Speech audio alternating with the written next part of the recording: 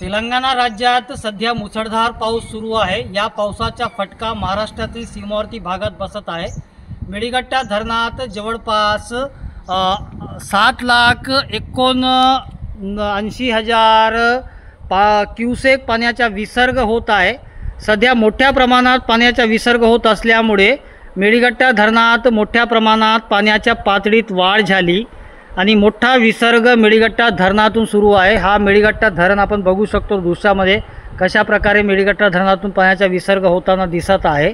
आणि सध्या सीमावर्ती जे भाग आहे सिरोंचा किंवा ऐरी तालुक्यातील नदीकाठील गावांना सतर्कतेचा इशारा देण्यात आलेला आहे आणि जिल्हा आपत्ती व्यवस्थापनाने सूचना जाहीर केलेली आहे की संबंधित जे नदीकाठील गावे आहेत ते तेथील नागरिक सुरक्षित राहावे आणि काळजी घ्यावी, कारण की पूर केव्हाही वाढू शकतो।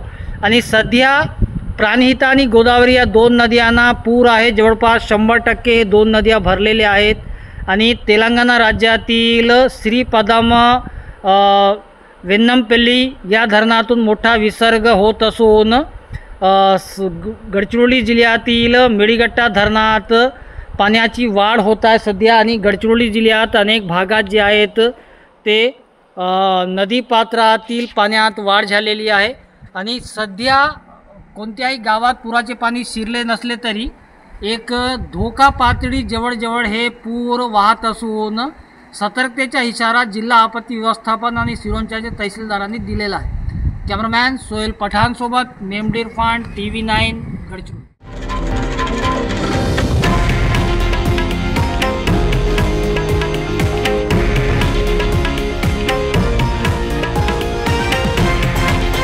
हे आहे देशातील नंबर 1 न्यूज नेटवर्क आणि आपण पाहत आहात TV9 मराठी, एकमेव।